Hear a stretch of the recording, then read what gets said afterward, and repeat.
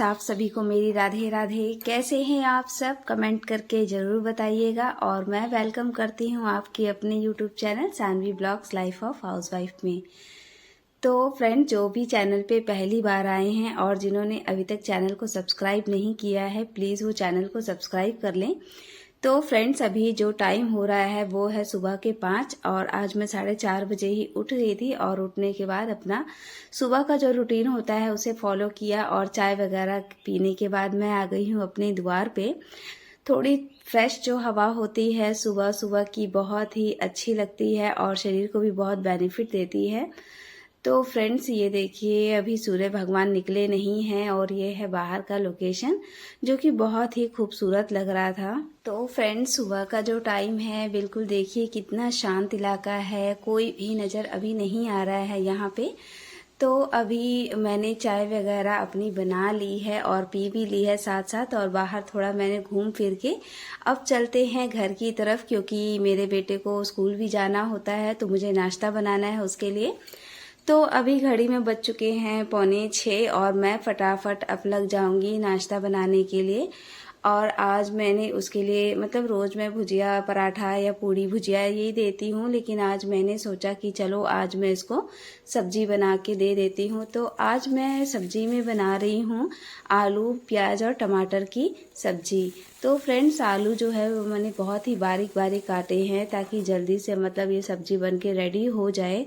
तो इस सब्जी बिल्कुल सिंपल है, बस नमक हल्दी और थोड़ी सी जीरा मिर्च डाल के और टमाटर को ऐड कर दिया मैंने और हल्का सा मिक्स मसाला जो होता है उसको मिला के, और मेरी सब्जी जो है वो झटपट बन के तैयार हो गई। फिर फ्रेंड्स, इसके बाद मैं झटपट अपने बेटे का लंच पैक करके और उसे स्कूल भेज दूंगी। तो फ्रेंड्स, चलिए आज के इस व्लॉग में हम बात करते हैं हमारा जो पर्व है जितिया का, जो कि आने ही वाला है 14 तारीख को है शायद जितिया व्रत। तो फ्रेंड्स, बहुत से नियम धर्म जितिया के व्रत में होते हैं। तो तीज का व्रत तो अभी फिलहाल में ही बीता है हम लोगों का, जो कि मैंने अपनी वीडियो क्लिप्स डाली थी, बहुत ही अच्छा रिस्पॉन्स आया आप लोगों का। तो फ्रेंड्स, अब मेरा बेटा जो है वो स्कूल जा रहा है, तो अब इसके बाद मैं फटाफट अपना नहा धो के और रेडी हो जाऊंगी। तो पूजा तो करनी नहीं थी, तो भगवान जी को बाहर से ही प्रणाम करके और हल्का फुल्का सा मेकअप मैं कर लूंगी। क्योंकि फ्रेंड्स, ऐसा मेरा मानना है कि अगर घर की गृहिणी थोड़ी बासी सी उदास सी लगे तो घर की में रौनक भी नहीं रहती है। और आप थोड़े से मतलब हल्का सा मेकअप कर ले तो थोड़ा खुशनुमा सा मिजाज हो जाता है, जो दूसरा भी देखता है तो उसको भी पॉजिटिविटी का एहसास होता है। तो सवेरे के टाइम में ही अगर मैं बाल वगैरह कंघी कर लेती हूँ तो ठीक रहता है, नहीं तो फिर वैसे ही रह जाता है, शाम हो जाती है काम के आगे। तो देखिए फ्रेंड्स, मैं अब अच्छे से जो है वो तैयार हो चुकी हूँ और इस तरीके से मतलब मेरा जो मॉर्निंग का रूटीन होता है। और अभी जैसे घड़ी में बज चुके हैं फ्रेंड्स 7:30। तो फ्रेंड्स, नहा धो के हो चुकी हूँ रेडी और अब जा रही हूँ खाना वगैरह बनाने। घर का सारा काम पड़ा हुआ है, तो चलिए चलते हैं और देखिए मैं आज क्या बना रही हूँ खाने में। तो फ्रेंड्स, मैं आ गई हूँ अपने घर की साफ सफाई करने, क्योंकि नाश्ता वगैरह तो मैंने बना ही लिया था सुबह के टाइम में। तो मुझे यही लगा कि मैं पहले झाड़ू पोछा कर लूँ और पूरा घर सेट कर लूँ, तो उसके बाद ही खाना बनाऊंगी, क्योंकि खाना तो अब दोपहर में ही होना है, तो कोई जल्दबाजी नहीं है मुझे। तो मैं देखिए फ्रेंड, मेरे बच्चे जो हैं वो सारा घर थोड़ा फैला के रख देते हैं, जहाँ खाते हैं वो छोड़ देते हैं, गिरा देते हैं। तो हम महिलाओं की तो थोड़ी ड्यूटी बढ़ जाती है। तो बेडशीट वगैरह मैं रोज ही झाड़ के बिछाती हूँ, क्योंकि एक दिन भी अगर मैं झाड़ के ना बिछाऊँ तो फिर वो बैठने लायक सोने लायक रहता ही नहीं है। तो अच्छे से बेड वगैरह साफ करने के बाद मैं अपनी बेडशीट को अच्छे से बिछा लूँगी और इसके बाद पूरा रूम ही मतलब सेट करने में, झाड़ू और पोछा मारने में कम से कम 1 से 1.5 घंटा मेरे को समय लग जाता है। तो फ्रेंड्स, इस तरीके से जो है वो सुबह का ये काम ही 9 बज जाता है, 9:30 भी हो जाता है, कोई बहुत बड़ी बात नहीं है। तो इधर का जो बेड है यहाँ पे हम लोग सोते हैं रात को, तो गर्मी वगैरह नहीं लगती है। मेरा हॉल है, तो यहाँ पे देखिए मेरी जो बेटी है बहुत सारे बैलून्स इसने फैला के रख रखे हैं। इसको बैलून्स जो है वो बहुत ही अच्छे लगते हैं। तो फ्रेंड्स, इस तरीके से मैं और मेरी बेटी अभी हैं बस घर में, और कोई नहीं है। तो चलिए बात कर लेते हैं जितिया व्रत के बारे में। तो जितिया व्रत जो है वो 14 तारीख को पड़ रहा है और अनवत के दिन से जो 6 तारीख से स्टार्ट हो रहा है, अनवत के दिन से हम लोग अपना जितिया पहनना स्टार्ट कर देते हैं। और फिर उसके बाद मतलब जब जितिया 2-3 दिन रह जाता है तो हम अपनी नई जितिया को गुथवा लेते हैं। तो फ्रेंड्स, मेरी तो सास नहीं है, तो मैं तो अपने पतिदेव जी का जितिया व्रत जो है वो मतलब जितिया जो सोने का बनवाते हैं, कहते हैं ना मतलब जितने बच्चे होते हैं उतना जितिया बनवाना चाहिए। तो एक मेरे पास तो जो जितिया हैं, एक मेरी बेटी के लिए भी मैंने चांदी का बनवा रखा है और मेरे बेटे के लिए भी एक सोना और एक चांदी।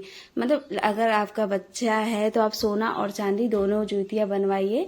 और मेरे तो मतलब सास नहीं है, तो मैं अपने पति देव जी का अलग से ही जितिया गुथवाती हूँ। ये मतलब कितनी औरतें होती हैं कि जो खुद के लिए जितिया गुथवाती हैं, उसी में पति देव जी वाला भी जितिया गुथवा लेती है, लेकिन ऐसा जहाँ तक हो सके तो नहीं करना चाहिए।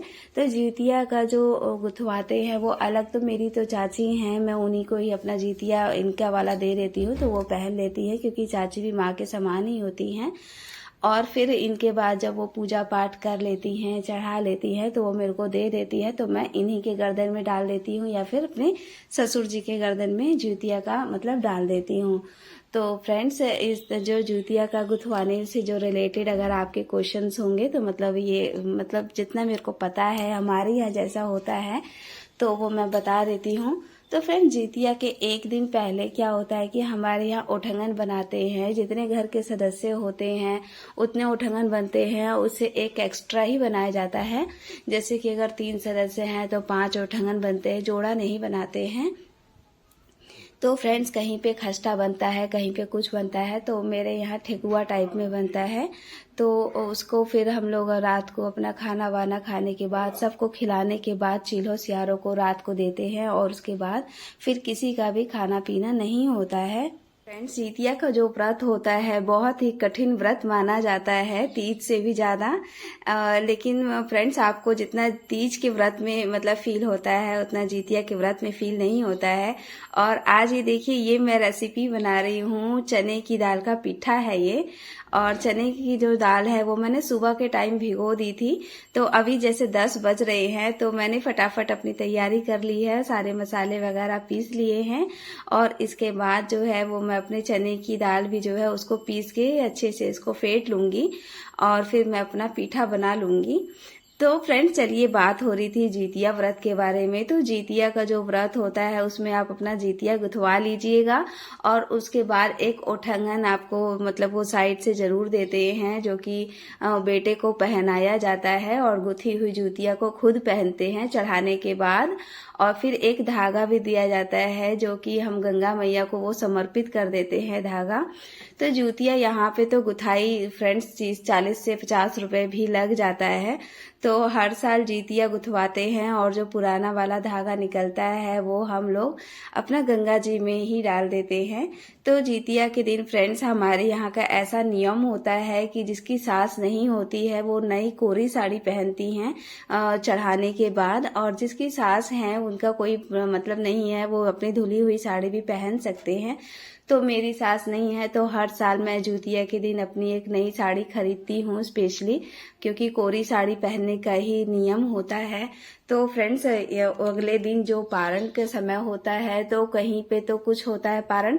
हमारे यहाँ जो हरी वाली जो उड़द की दाल होती है, हम लोग उसी को ही भिगो के और उसी से ही अपना पारण करते हैं 7 दानों के साथ।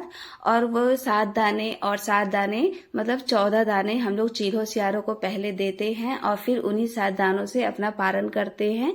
और फ्रेंड्स, इसके बाद हम अपना बहुत सारा मतलब पकौड़ी, दाल, चावल, बजगा जो भी है बहुत सारे आइटम्स बनाते हैं और सभी चीज़ों में से थोड़ा थोड़ा निकालने के हम लोग चील्हो सियारों को देते हैं और उसके बाद ही मतलब घर के किसी मेंबर को दिया जाता है। अगर जैसे बच्चे छोटे हैं तो आप ऐसा भी कर सकते हैं कि जो चीज़ आपने बना ली है आप उसमें से निकाल के साइड रख दीजिए, फिर उसको आप किसी को दे सकते हैं, लेकिन आप खुद नहीं खा सकते। आपको तभी खाना खाना है, जब आप चीलों सियारों को सारा भोजन जो बनाया है उसमें से जब आप दे देंगे उसके बाद आप अपना मतलब भोजन करेंगे। तो हमारे यहाँ इस तरीके से नियम है। तो क्या होता है ना कि जब हम सात उर्द के साथ अपना पानी वगैरह पी लेते हैं तो हमारा एनर्जी लेवल जो है वो थोड़ा हाई हो जाता है। तो फिर 8:30-9 बजे तक खाना वाना होता है तो कोई दिक्कत नहीं होती है। जितिया के पारण वाले दिन ना सब बहुत जल्दी ही उठ जाते हैं, 3:30-4 बजे उठ के नहा धो के, और कहते हैं ना कि अन्हारे में ही कराही गमकाना अच्छा होता है। और फुलौरा सबसे मतलब स्टार्टिंग से ही बनाया जाता है। सबसे जो जितिया के पारण के दिन का हमारे यहाँ पे है कि फुलौरा से ही स्टार्ट होता है, और उसके बाद अपना जो भी है धीरे धीरे अपना बनाते रहिए। तो इस तरीके से फ्रेंड जितिया के पारण के दिन का भोजन होता है। जितिया के एक दिन उठंगन जो बनता है वो होता है।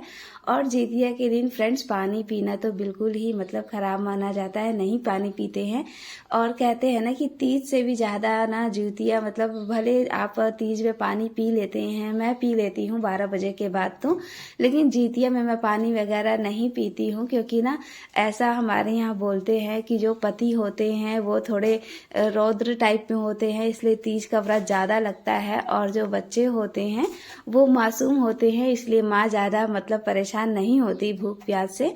तो इस तरीके से हमारे यहाँ पे ये कहावत होती है। तो फ्रेंड जीवितमान भगवान की कहानी आप उस दिन ज़रूर सुनिए जितिया के दिन।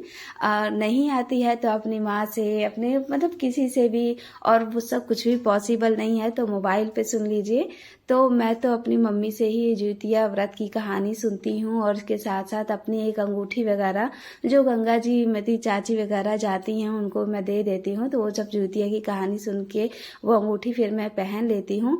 तो फ्रेंड्स इस तरीके से जो है मेरा जितिया का व्रत होता है। तो हमारे यहाँ तो जैसे ही मतलब बच्चे का जन्म होता है, या फिर फ्रेंड्स जिसके बच्चे नहीं होते, तो ऐसी मान्यता भी है कि आप मनौती करके भी कि हे जितिया माई अगर मेरी गोद भरेगी तो मैं जितिया का व्रत करूँगी, इस तरीके से कह के भी कितनी महिलाएं जितिया का व्रत करती हैं और जितिया माता उनकी गोद भी भरती हैं। तो फ्रेंड्स जिसको पहली बार भी करना है वो अपना जितिया व्रत जरूर करे। और अगर किसी कारणवश कोई महिला जितिया व्रत नहीं करती है तो जो कर रही हैं आप उन्हें अपना जितिया का दे दीजिए, क्योंकि जितिया जो है उसको उपवास नहीं रखा जाता है, उसका पूजा पाठ होना जरूरी होता है। तो फ्रेंड्स ये कुछ नियम थे मेरे हिसाब से जो मेरे को पता थे, तो मैंने शेयर किए आप लोगों के साथ।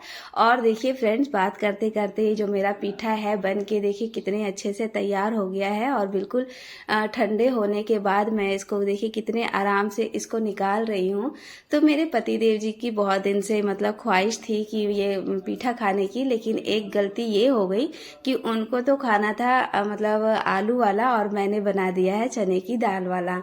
तो खैर कोई बात नहीं। वैसे तो ये पीठा जो है मैंने आटे के बनाए हैं, लेकिन चावल के आटे के भी पीठा बहुत ही अच्छा बनता है। तो क्या है कि मुझे चावल के जो है वो उतने बढ़िया से नहीं आते हैं, तो इसलिए मेरे को आटे वाला ही मेरे को ज़्यादा आसान पड़ा। और फ्रेंड्स अब मैं इसको कट करके और देखिए फ्राई भी कर लूँगी। क्या होता है ना कि फ्राई करने से ये इसका जो टेस्ट है वो और भी बढ़ जाता है अच्छे से। और अगर आप चाहें तो आप इसको बिना फ्राई किए भी खा सकते हैं, कोई दिक्कत नहीं होती, अच्छे लगते हैं। और अब मैं इसको कट करके भी फ्राई कर लेती हूँ और बिना कट किए भी फ्राई कर लेती हूँ। तो फ्रेंड्स जब तेल आपका बिल्कुल गर्म हो जाए जब ही आप अपने मतलब इसको डालिएगा, ताकि ये बिल्कुल क्रिस्पी होके निकलते हैं। तो फ्रेंड्स मैंने जो आपको जितिया की जानकारी दी वो आपको कैसी लगी, आपकी कितने काम में आई, प्लीज़ मुझे बताइएगा कमेंट करके। हमारे यहाँ जितिया का नियम धर्म बिहार के साइड में, बक्सर के साइड में जो होता है वो मैंने आपसे शेयर किया है। वैसे तो अलग अलग जगह के अलग अलग नियम होते हैं, तो आप देख लीजिएगा कि आपको कौन सा क्या सही लगा क्या नहीं सही लगा। तो फ्रेंड्स जितिया से एक दिन पहले ही सिर वगैरह धो लिया जाता है, लहसुन प्याज का बिल्कुल मतलब छोड़ दिया जाता है। और अब तो खैर पितरपक्ष स्टार्ट होने वाले हैं, तो पितरपक्ष में भी बहुत सारे नियम धर्म हमारे यहाँ पे अपनाते हैं। तो पितरपक्ष का क्या होता है कि रात में आप अपना एक प्लेट में भोजन वगैरह जरूर निकाल के रखिए, एक गिलास पानी निकाल के रखिए। पितृ लोग के लिए ऐसा कहते हैं कि पितृ पक्ष में पितृ देवता जो होते हैं वो धरती पे ही वास करते हैं।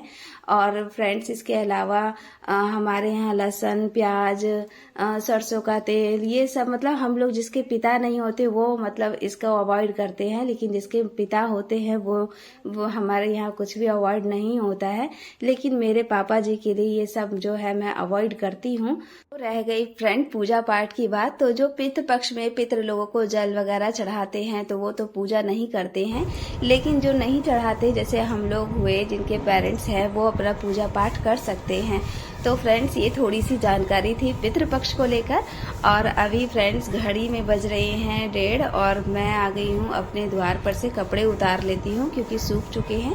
सुबह नहाने के टाइम ही मैं अपने कपड़े वगैरह धो ली थी, तो अब जल्दी सूख गए हैं तो फिर उतार के घर में ले चलती हूँ, वरना बंदर वगैरह फाड़ देंगे तो फिर दिक्कत हो जाती है। बंदरों की यहाँ पे सबसे ज़्यादा ही दिक्कत रहती है।